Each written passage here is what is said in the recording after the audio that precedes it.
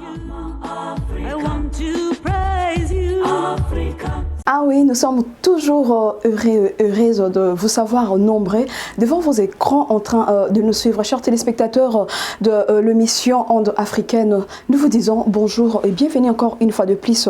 Aujourd'hui, accompagné de votre servante de tout le temps et de tous les jours, Deti Shembo, nous allons parler d'un sujet très important et très capital qui bouge le monde, et pas seulement le monde, mais qui bouge la République démocratique du Congo et surtout le milieu urbain. Alors aujourd'hui, nous allons parler de l'insécurité dans le milieu urbain. Et c'est là, nous allons le partager avec un invité aussi très spécial, Christian Moleka. Et bienvenue encore une fois de plus. C'est un réel plaisir de vous recevoir sur notre plateau de Onde Africaine. Bonjour, monsieur Christian. Bonjour, Madame Deti. Est-ce que pouvez-vous nous faire votre portrait, c'est-à-dire nous tracer votre portrait? Oh, si je devais me présenter simplement, je dirais que je suis Christian Ndombo Moleka. Je suis politologue prospectiviste et coordonnateur national de la dynamique de politologue de la RDC. Je suis assistant à l'Université de Kinshasa, chercheur, consultant et conférencier. Merci beaucoup. Nous sommes très heureuses de vous recevoir sur notre plateau de Onde Africaine. Alors aujourd'hui, avec vous, nous allons parler d'un sujet très important, un sujet qui touche directement la société. Alors nous allons parler de l'insécurité urbaine en République démocratique du Congo. Et qu'attendez-vous, que pensez-vous de l'insécurité urbaine? Merci beaucoup pour la question. Je crois que lorsqu'on parle de la notion de sécurité urbaine, on apporte qu'une précision locative sur la notion complexe d'insécurité. C'est de la violence, pas forcément urbaine, mais tout ce qui vient perturber la paisibilité des citoyens dans le milieu urbain. Il peut s'agir de l'insécurité économique, il peut s'agir de l'insécurité alimentaire, il peut s'agir de l'insécurité au sens même, je dirais, de paisibilité de vie en termes de pollution sonore, mais il peut s'agir également de la question sécuritaire au sens original du mot, en sens de délinquance ou de banditisme urbain ou de criminalité urbaine. Je crois que c'est l'angle que vous voulez aborder. Lorsqu'on parle de criminalité urbaine, de banditisme urbain, de délinquance urbaine, on fait allusion à la résurgence de la violence ou de la criminalité dans les villes et de l'impaisibilité qu'elle amène comme conséquence sur les citoyens. Tout à fait, M. Christian. Nous allons aborder notre sujet dans le sens de la criminalité urbaine, comme vous avez si bien dit. Alors, quels sont les facteurs qui expliquent l'augmentation des sentiments de l'insécurité, ou soit de la criminalité urbaine? Bon, déjà, le banditisme dans les grandes villes est lié, est un problème urbain. Parce que si vous allez dans les campagnes, dans les mondes ruraux, vous trouvez moins de violence que dans les villes. Parce que c'est lié au fait qu'on a une forte concentration de population, un faible accès à l'emploi, une vulnérabilité, une marginalité des citoyens. Vous prenez une ville comme Kinshasa, qui a été créée au départ pour 300 000 habitants, qui en est, tout le monde parle de 15 millions d'habitants. Vous avez une forte concentration de la population, une forte démographie liée au fait qu'il y a un taux de natalité élevé, mais également une inégalité d'infrastructures. Si vous prenez la carte de l'insécurité ou de la criminalité, à Kinshasa on parle beaucoup plus du phénomène Kuluna. Si vous prenez la carte locative, de là où se passe le Kuluna, essayez de superposer les régions de Kuluna avec les taux de fécondité. Ensuite, superposer cette carte-là avec le taux d'infrastructure publique, c'est-à-dire routes, courants, eau, écoles, hôpitaux, infrastructures sportives. Ensuite, essayez de superposer avec taux de la jeunesse et taux d'emploi. Vous verrez que ces milieux-là sont les milieux où il y a beaucoup de jeunes, il y a moins d'infrastructures, il y a moins de courant électrique, il y a plus de pauvreté, il y a moins d'emploi. C'est-à-dire que la violence est liée à l'équilibre urbain et à déséquilibre qu'il crée pour certains en termes d'intégration. Donc quand vous avez des jeunes marginalisés, quand vous avez un déséquilibre en termes d'infrastructure et une grande pauvreté et précarité, ça conduit forcément à l'insécurité et donc à la violence pour certains. Et si vous associez à cela également la toxicomanie, l'accès aux drogues et ainsi de suite, vous avez les cocktails nécessaires pour créer l'insécurité dans les villes. Donc là, lorsque vous abordez déjà tous ces points, je crois que vous abordez déjà les causes de l'insécurité. Alors, quelles sont les conséquences maintenant de toutes ces causes-là? Les conséquences, c'est le mal vivre. Parce que quand vous avez une ville aussi grande que Kinshasa et que vous avez une couverture énergétique très faible, il y a des gens qui ne sont pas dans les capacités de rentrer chez eux le soir. Quand il pleut, on le sait à Kinshasa, quand il pleut, on est dans l'insécurité pour rentrer chez soi. Il y a un mal vivre. Il y a ces quartiers où cette violence a créé des cas de meurtre, des cas de viol, des cas même de domiciles qui ont été violentés parce qu'il y a des gens qui sont visités la nuit dans leur maison. Vous avez un mal-vivre permanent. Vous avez également un déficit du pouvoir public, l'absence de l'État. En conséquence, chacun cherche à développer une justice privée. Vous avez des phénomènes comme les contremaîtres, les anti-Koulouna qui commencent à naître des initiatives privées pour répondre aux besoins de l'absence de l'État. Et vous avez tout un commerce lié à cela qui se met en place, de l'insécurité pour les élèves qui vont dans les écoles, qui doivent traverser des quartiers, des filles qui sont menacées parce qu'elles doivent traverser des quartiers. Associé à tout cela, vous avez donc un mal vivre important dans certains milieux, de telle sorte que, on le sait, certains milieux, dans telle heure vous n'allez pas, à tel moment vous ne traversez pas parce que l'insécurité vous met dans des conditions de non-vie. Ce sont vraiment de conséquences très graves. Alors, monsieur Christian Moleka, face à une insécurité urbaine grandissante, alors il y a la population elle-même qui se prend en charge. Alors que pensez-vous de ça? Est-ce que c'est du côté c'est négatif ou positif? C'est négatif parce que la sécurité est un domaine régalien de l'État. C'est l'État qui a, en principe, l'État qui a le monopole, comme on dit en sciences politiques, le monopole de la violence légitime dans un pays. C'est le seul qui est capable d'avoir les capacités d'imposer des lois à tout le monde, de créer des prisons, d'avoir une police pour cela et de dire que toi tu peux faire 6 mois à Makala. C'est l'État seul qui peut faire ça. Et personne ne peut remplacer l'État. Malheureusement, c'est la faiblesse de l'État chez nous, la défense de l'État chez nous qui fait que face à l'absence de l'État, les gens trouvent des solutions, je dirais, alternatives qui remplacent à l'absence criante de l'État. Vous avez par exemple des statistiques simples. Selon l'ONU recommande qu'il y ait un policier pour 400 habitants. C'est ça le standard dans un pays normal, plus ou moins. Tout à fait. La RDC, les statistiques sont de 2016 que je donne, nous étions à un policier pour 680 habitants. C'est-à-dire nous étions au-delà du standard international. C'est-à-dire nous n'arrivons pas à répondre à un besoin minimum. Le seul pays en Afrique qui atteint un policier pour 400 habitants, c'est le Nigeria. Mais le Nigeria a 370 000 policiers. L'État congolais en a moins, on parle de moins de 100 000 policiers. Ça veut dire qu'avec moins de 100 000 policiers pour presque 80 millions d'habitants, vous faites le ratio policier-habitant, vous avez une couverture très faible. Face à cela, qu'est-ce que la population peut faire? Parce que nous avons vu naître 2 initiatives comme Zéro Koulouna, comme les initiatives Kanyama Kassese, mais ça aboutit à quoi juste? Ça aboutit pas à grand chose parce que jusque-là, on a toujours privilégié ce que j'appelle les actions répressives. Ça veut dire l'opération Likofi, Kanyama Kassese, ce ne sont que des sanctions répressives qu'on apporte. Mais on ne va pas au fond du problème. Je dis que le problème était à prendre au niveau global. Il y a un problème économique, il y a un problème d'infrastructure, il y a un problème d'accès à l'emploi, il y a un problème de marginalisation, il y a un problème de toxicomanie. Donc lorsqu'on prend les solutions de répression, on ne règle pas les problèmes de toxicomanie. Si vous allez dans des communes comme Kimatseke ou Massina, vous trouvez qu'on vend de l'alcool frélaté, c'est ce que tout le monde appelle Aguené. C'est connu qu'on vend de l'alcool frélaté, alors que la loi l'interdit. Et donc la consommation de l'alcool frélaté, c'est à la portée de toutes les bourses. Ça commence à 200 francs, 100 francs, 500 francs. Tout le monde peut le prendre. C'est connu que ceux qui vendent essentiellement les bangs et les drogues sont soit les militaires, soit les femmes des militaires. Parce que les camps étant remplis, les militaires habitent désormais les cités. Alors que dans un état normal, les militaires sont casernés. Entre les camps et les cités, il y a des zones tampons. Mais puisque les militaires ne sont plus casernés et qui vivent dans les cités, parmi les citoyens, vous retrouvez dans les gangs certains militaires qui appuient les mouvements criminels. Vous retrouvez dans le réseau de toxicomanie les militaires ou les femmes de militaires.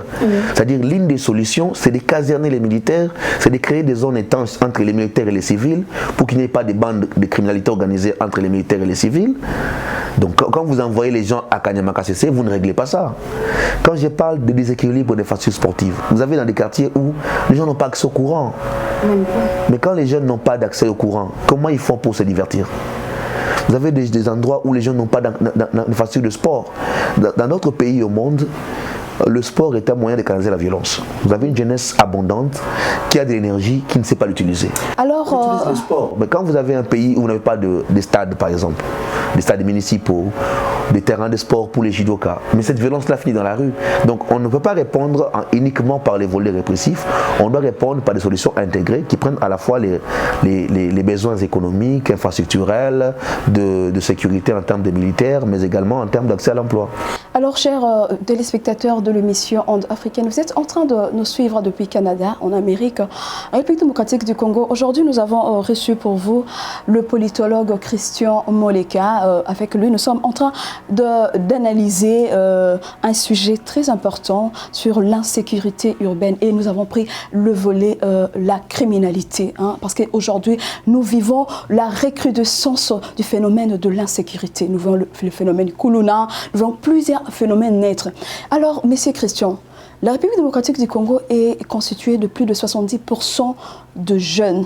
Mais maintenant, vous nous avez parlé, vous nous avez donné quelques pistes de solutions. Mais en tant que politologue, je sais que vous êtes dans une structure où vous dirigez le politique, non, le politologue. Qu'est-ce que vous avez, c'est-à-dire que penser comme solution à mettre en place? La solution, c'est l'État. Il faut restaurer l'État. Il faut restaurer l'État congolais qui est très fragile. C'est l'État seul qui est capable de recruter 300 000 policiers pour répondre aux besoins démographiques. C'est l'État seul qui est capable d'électrifier les quartiers. C'est l'État seul qui est capable d'améliorer les conditions des pays des militaires et des policiers ou de les caserner. C'est l'État seul qui est capable de créer de l'emploi, en tout cas de créer les conditions pour que les autres créent de l'emploi. Donc la solution idéale, c'est l'État congolais. L'État congolais, c'est un État nain, c'est un État faible. Ça, vous avez un État qui a un budget de 4 milliards de dollars.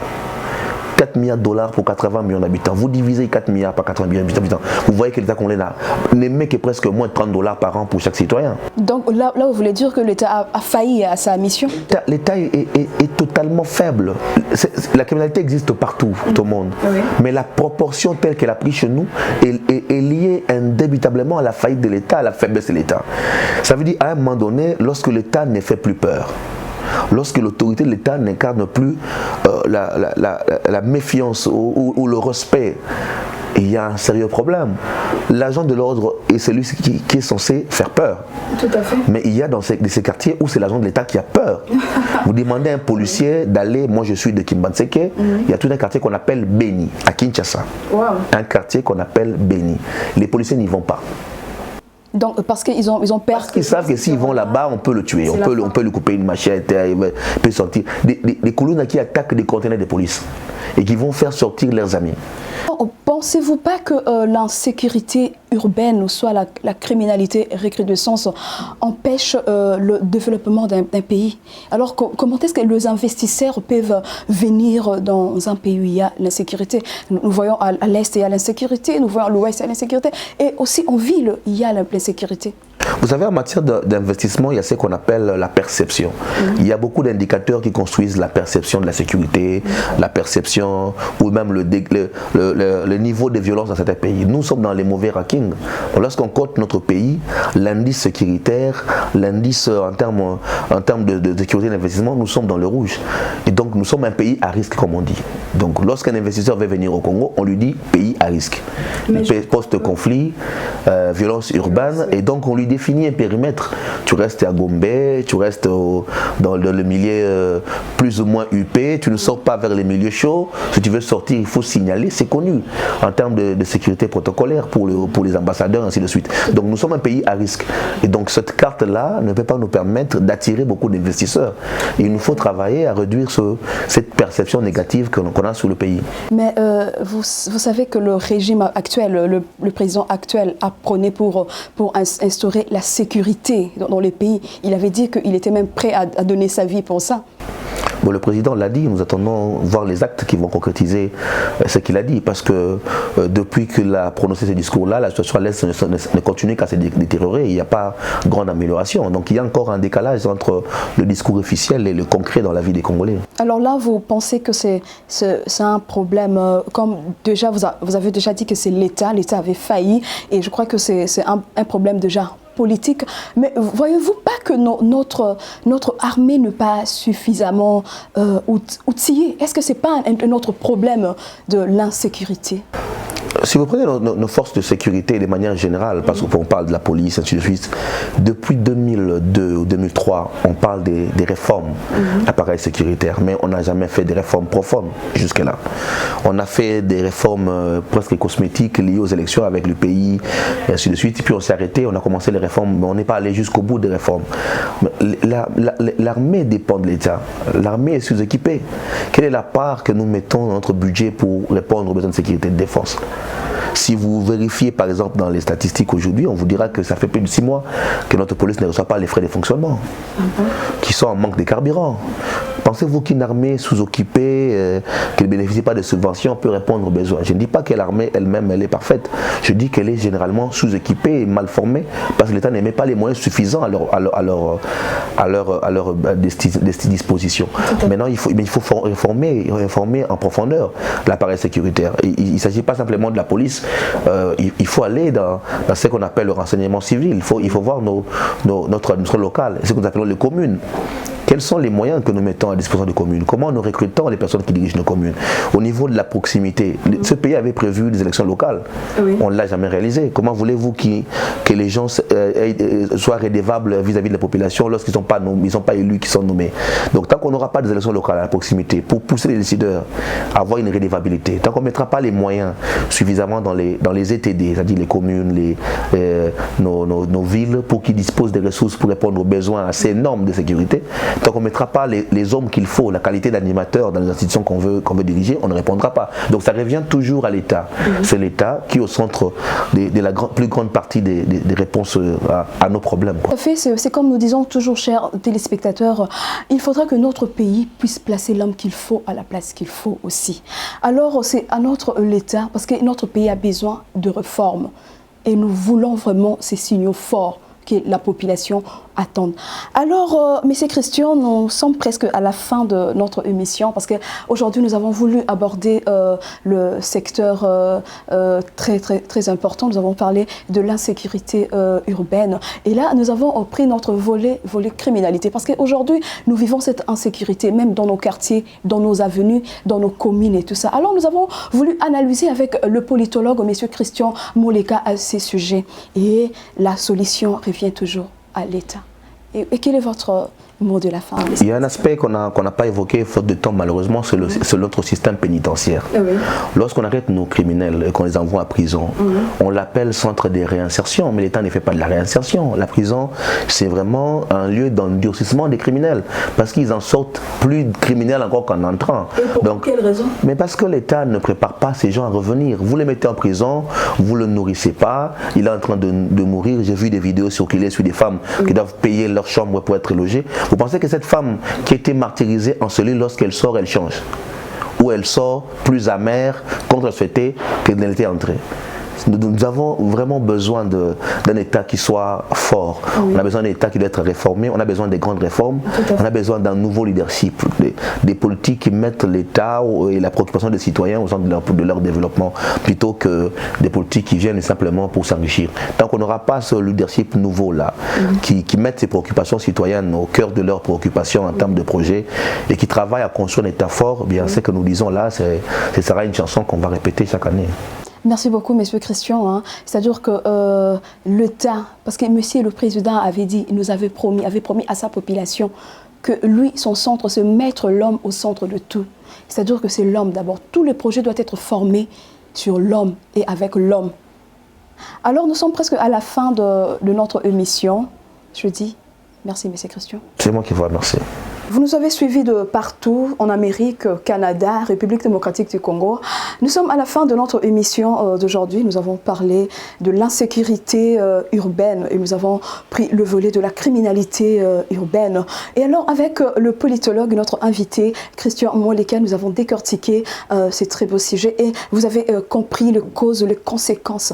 Et il a évoqué un point très essentiel que c'est l'État qui a ce rôle régalien, c'est-à-dire c'est l'État qui doit faire tout et faire beaucoup de choses pour la sécurité dans notre pays. Et là, je remercie la grande équipe qui m'a accompagnée et qui m'accompagne tous les jours. Je remercie Jonas Kungi, Fortuné Fouassa, Christian Padi et je salue la grande famille Dias Tiasonamant.